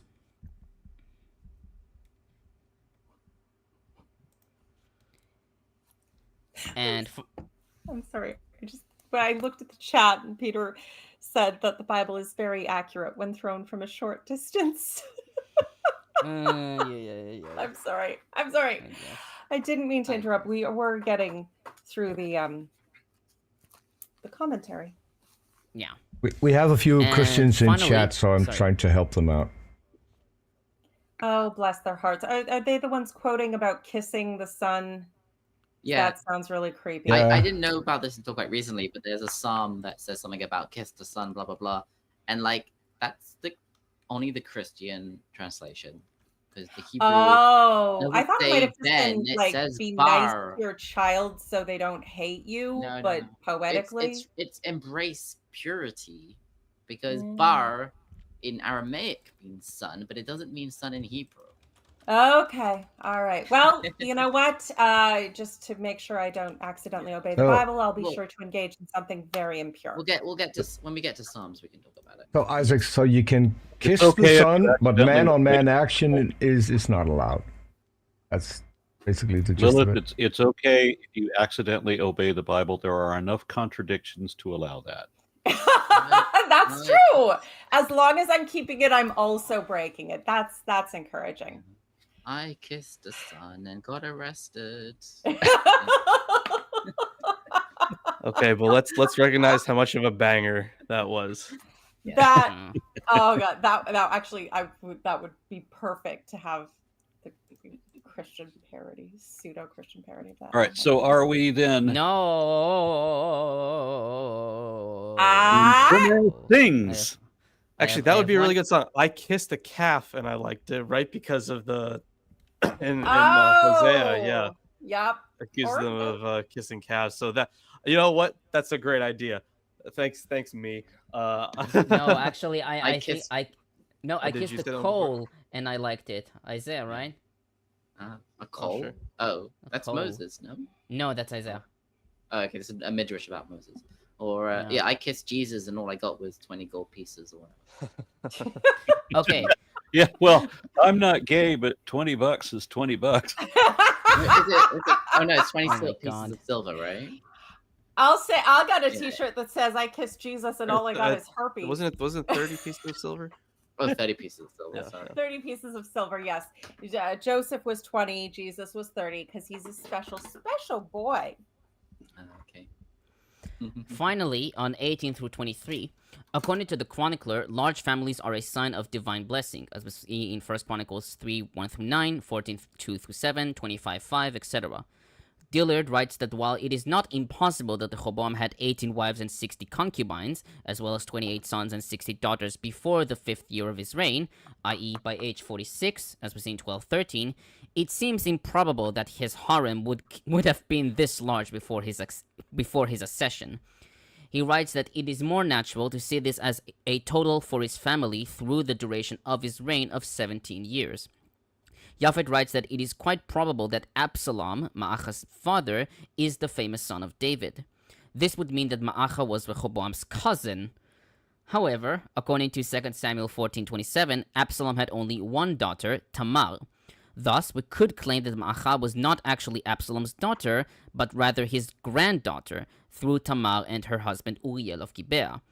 This genealogical reconstruction, however, would not solve all difficulties, since we would assume that Asa and Abiah were brothers, in spite of 1 Kings 15, 10, and 13, and that Ma'acha was Asa's grandmother rather than his mother.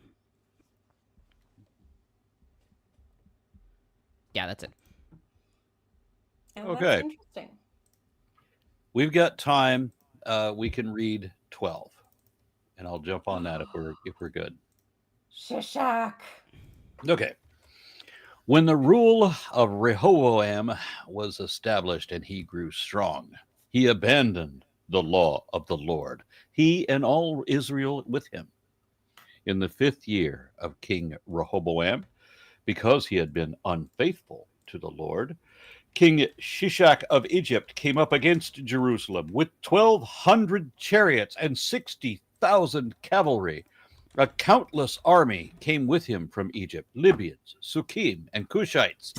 He took the fortified cities of Judah and came as far as Jerusalem. Then the prophet Shemaiah came to Rehoboam and to the officers of Judah who had gathered in Jerusalem, because Shishak said to them, "Thus says the Lord, you abandoned me, so I have abandoned you to the hand of Shishak." Then the officers of Israel and the king humbled themselves and said, "The Lord is in the right." Then the Lord saw that they had humbled themselves. The word of the Lord came to Shemaiah, saying, "They have humbled themselves. I will not destroy them, but I will grant them some deliverance, and my wrath shall not be poured out on Jerusalem by the hand of Shishak. Nevertheless, they shall be his servants, so that they may know the difference between serving me and serving the kingdoms of other lands." So Shishak of Egypt came up against Jerusalem. He took away the treasures of the house of the Lord and the treasures of the king's house. He took everything, even the roast beast. He also took away the shields of gold that Solomon had made. But King Rehoboam made in place of them shields of bronze and committed them to the hands of the officers of the guards, who kept the door of the king's house. Whenever the king went into the house of the Lord, the guard would come along bearing them and would bring them into the guardroom. Because he humbled himself, the wrath of the Lord was turned away from him so as not to destroy them completely. Moreover, conditions were good in Judah. So, King Rehoboam strengthened himself in Jerusalem and reigned. Rehoboam was 41 years old when he began to reign. He reigned 17 years in Jerusalem, the city that the Lord had chosen out of all the tribes of Israel to put to his name there. His mother's name was Nehemiah the Ammonite. He did evil. He did not set his heart to seek the Lord. Now, Acts of Rehoboam, from the first to the last, are they not written in the records of the prophet Shemaiah and the seer Iddo, recorded by genealogy? There were continual wars between Rehoboam and Jeroboam. Rehoboam slept with his ancestors and was buried in the city of David, and his son Abijah succeeded him. I think it's interesting how they changed the like the phrase that we usually see in Kings was he did what was evil in the sight of the Lord. But in verse 14, I don't know what it's like in the Hebrew, but it's like he did evil for he did not set his heart to seek the Lord. I was a little confused that they changed the subject of the text to Nehemiah, right? And then said he did evil. It's just, maybe it's just an English translation, but that doesn't work correctly. Yeah, it No, should I just mean, be- it's just his mother's name was Nama. He did evil in the name, and yeah, like, it's it's just a just like, continuation. yeah. I find it interesting how the first kingdoms were essentially protection rackets. For all the whining about groveling in front of God and that saving him, this is pretty standard to what happens to a lot of the kings in here and all throughout that part of the world. The guy with the biggest army comes over and says, I'm going to rock your shit. And you say, no, no, no, war is expensive. Please, we will be your humble servants and pay you tribute. And please don't stab us. It's basically just, Please don't. nice city you got there. Nice city you got there. Shame if something happened to it. But yeah, it's just a protection racket. And clearly they paid off with whatever treasures that could always be mythical because they're gone now, to not be destroyed. And that was, of course, the grace of God and the bribe. But Yeah, I mostly mean, the you had bribe. plenty of like, very real ones, and then you have like the this one with God. And what so they say here that the reason why Shishak invaded was because they were unfaithful to the Lord. Mhm. And that's a very late Hebrew ideology, I guess. It pops up a whole bunch in the prophets and in post-exilic, especially in post-exilic texts. Yeah, in post-exilic, I mean, there was that huge change in the concept of God during the exilic time, that he was this, uber God who was powerful over all and not just in our local region. And this must have all been his plan, which means we must have fucked up because it couldn't be his fault. And that grew and grew and grew and grew. But it's interesting how the refusal to give up a God who failed led to the most pernicious infection of the God virus that has ever infested humanity. Yeah, it seems that God commands the armies of the other countries Mhm. and the rain, and he has a box that can melt your face off. But like, it's very like big thing, and like, but he can't do like the smallest thing, like send a message. He can't conjure up a bird with a piece of paper on his leg. He has to appear to someone in a dream. And then, and then they have to speak in riddles and possibly get naked and lay in the street for a year and a half.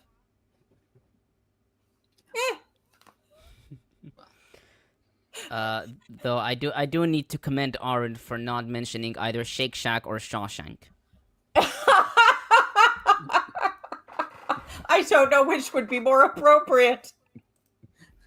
Don't talk about Shake Shack. Now I kind of want some Shake Shack. Oh no, you're giving me the munchies. Okay, so this chapter is parallel. So verses 2, 9 through 12 are parallel with 1 Kings 25 through 28, 13 through 16 parallel with 1 Kings 14, 21 through 24, and 29 through 31. So, we'll start on verse 1. Klein notes that in 1117, the Chronicle reported that refugees from the north had strengthened Rehoboam for 3 years by walking in the way of David and Solomon. Thus, the forsaking of the law, or Torah, quote-unquote, took place between the 3rd year of Rehoboam and his 5th year, when Shishak attacked in verse 2. Rehoboam's strength was seen also in his building of the cities, in his marriages and fathering of children, as well as Hifil made strong, Chazak, in 11 verses 11, 12, and 17. Despite Rehoboam's strength, or perhaps due to his pride in his strength, Rehoboam abandoned Yahweh's law, in Hebrew, Torat Yehovah. Klein further writes, quote, Deuteronomy had warned about pride or self-confidence that could lead to forgetting Yahweh in Deuteronomy 8, 11 through 17. Indulgent Jacob, or Jeshurun, had grown fat and abandoned its creator in Deuteronomy 32:15. The chronicler will later report how Uzziah's pride led to his destruction in 26:16, and how even Hezekiah's pride led to the wrath of Yahweh in 32:25 through 26. The positioning of this verse before the invasion of Shishak and the addition of verse 2b are good examples of the doctrine of immediate retribution in Chronicles, and in fact of punishment fitting the crime. In 21:10, the chronicler links Libnah's revolt to Jehoram's abandoning Yahweh, the God of his ancestors. David had warned Solomon that if you forsake Yahweh, he will forsake you, in 1 Chronicles 28:9. And forsaking Yahweh or his statutes and commandments was one of the sins warned against in 2 Chronicles 7:19 and 22. All Israel, which represents Judah here, joined Rehoboam in his sin.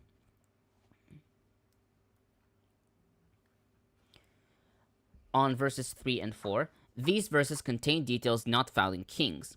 Many commentators take the ratio between chariots and cavalry to be disproportionate, or the number of cavalrymen being too high. Some commentators suggested amending 60,000 to 6,000, like Williamson, or 1,200 to 12,000, according to Golling. But no textual evidence is found for these proposals. Lawrence's favorite, Kitchen, suggested reading 60,000 or 60 divisions, but this is rejected by Klein. The Libyans and Cushites are mentioned in 16:8, Nahum 3:9, and Daniel 11:43. It has been noted that Shishak I was Libyan, though Japhet writes that he was Nubian. The Egyptians and Cushites are commonly linked in Isaiah 23 and 4, Ezekiel 29:10, 24, with Cush being almost a synonym for Egypt, as was seen in Zephaniah 2:12 and 3:10. The Sukkites are not mentioned elsewhere in the Bible, but are known from Egyptian records, mainly 13th and 12th century BCE, and were probably close to the Libyans. Japhet writes that while their mention could reflect the chronicler's own circumstances, it is more likely to derive from some authentic source. Citing T. El Sagrilo, that verses 2 and 3 are an example of the chronicler using a non-biblical source that D.H. did not have, or which he ignored. As for verse 4, Levin comments, quote, the mention in verse 4 of Shishak's capturing the fortified cities in Judah is an obvious allusion to the cities fortified by Rehoboam in the previous chapter. The significance of the statement is to show that what God gives as a reward for faithfulness, he takes away as punishment for sin. Historically, only one of the cities listed there, which can also be identified on the Karnak list, is Ayalon, and since the site of Yalo, identified as ancient Ayalon, has never been excavated, there is no archaeological evidence that either supports or contradicts its destruction by Sheshonq I. The Karnak list seems to indicate that the Judite heartland was not Sheshonq's prime target. I just noticed in the comments here, scrolling up, someone who said, asked, did they pawn the 40,000 chariots they had under Solomon, Kriegmesser? And I just wanted to say they did, but they found an old man in the desert who offered them magic beans for it, and they didn't turn out to be so magic. But yeah, the amount of money that he had to pay off, just sometimes I wonder how much of an excuse is an excuse for why they had all these great treasures that just aren't here anymore. On verses 5 through 8, Klein notes that this is the first of the unique prophetic speeches in 2 Chronicles, as was seen in 15:2 through 7, 16:7 through 9, 19:2 and 3, etc. He writes that these prophets are primarily proclaimers of the word and spell out the theological views of the chronicler. The reference to little deliverance, in Hebrew kim'at lepelita, is somewhat ambiguous and can mean that either Yahweh is offering little help, like in the Septuagint and Vulgate, or that he'll grant them help in a very short time, like in Targum.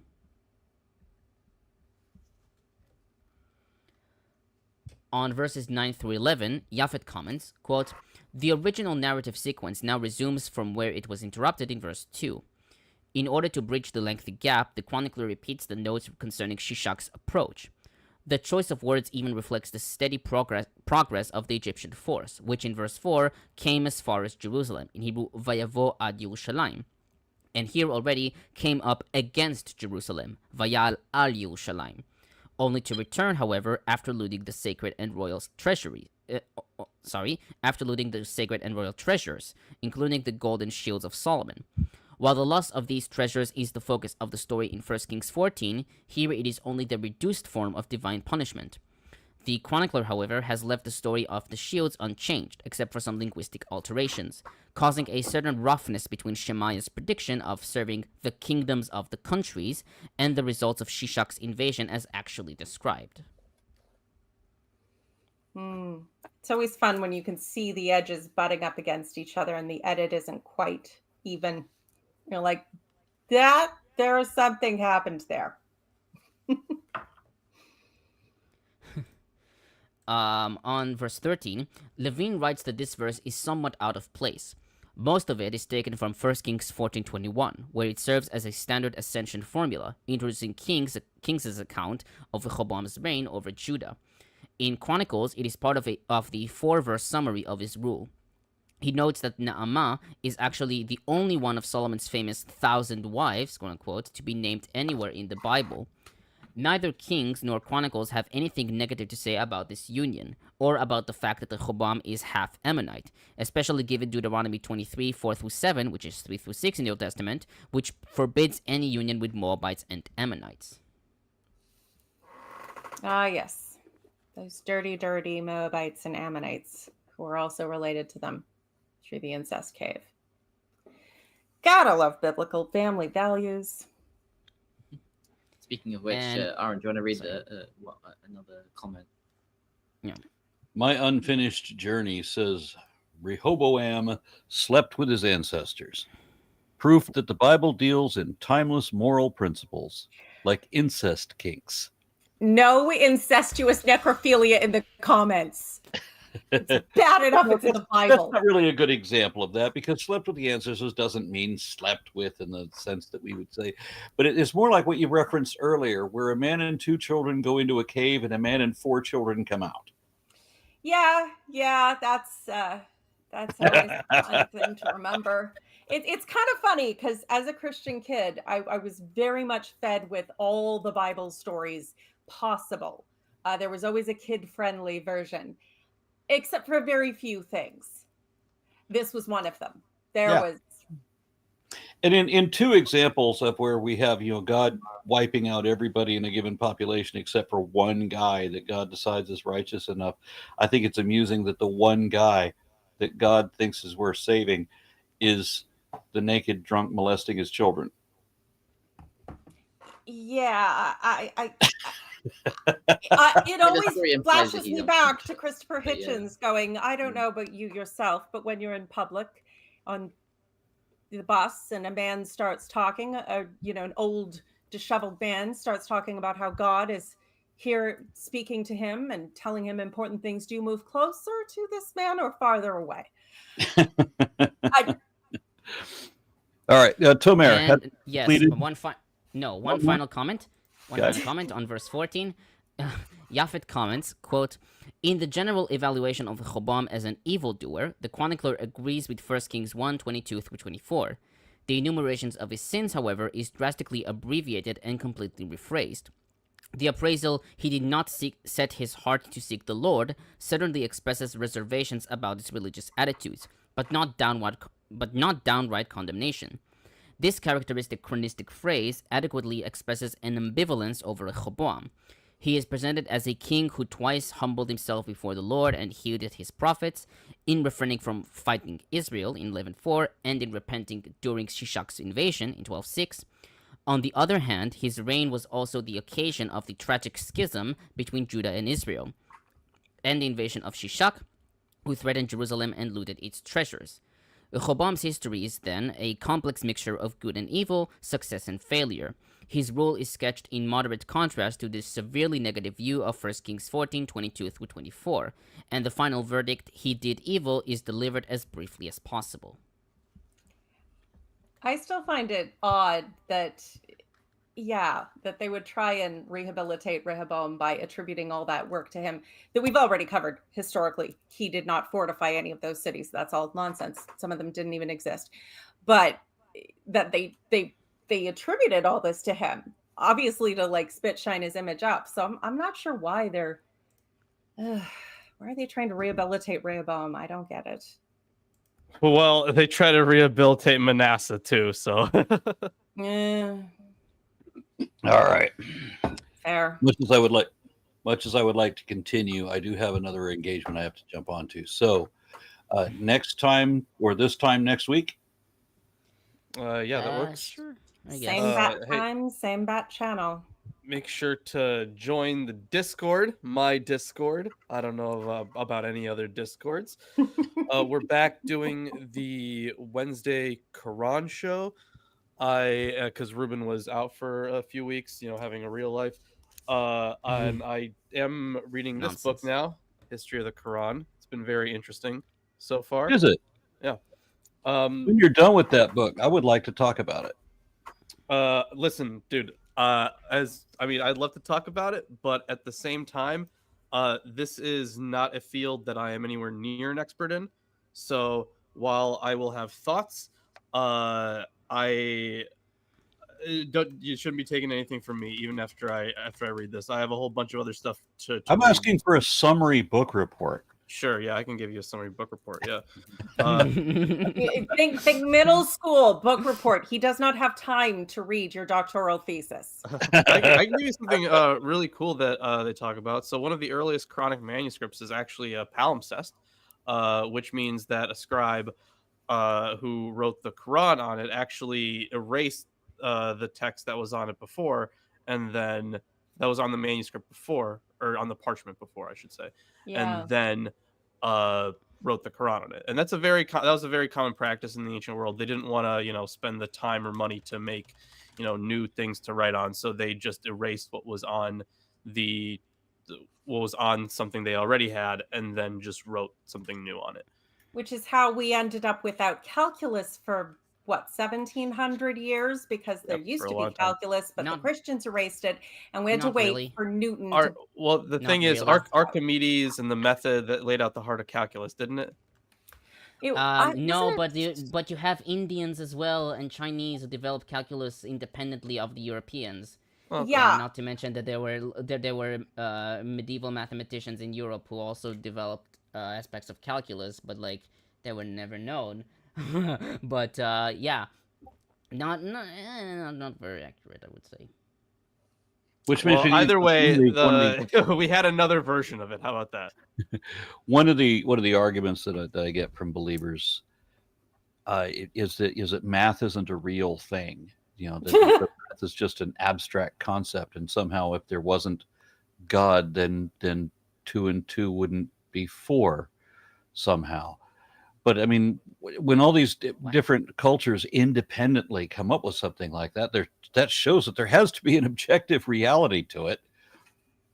Yeah. Well, it's amazing what believers cannot understand when they're determined not to understand it. It's just so odd to me that they have to say that God has originated logic and math without any explaining why.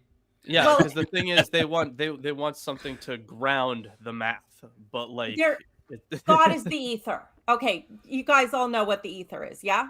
Yeah. Okay. For those who don't, imagine the ether was supposed to be the reference point. It was supposed to be the frictionless fluid through which everything in the universe moved. The planets, the stars, yada, yada, yada. Turns out it doesn't exist. And that meant that from a given perspective, you are both standing still and moving all the time. There's no grid. We impose the grid that we view the world on, which lets us sort it out and make sense of it and make discoveries. But the whole thing is, oh God. Anyway, so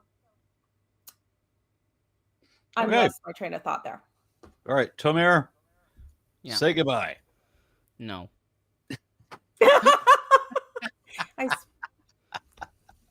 Bye bye לכולם.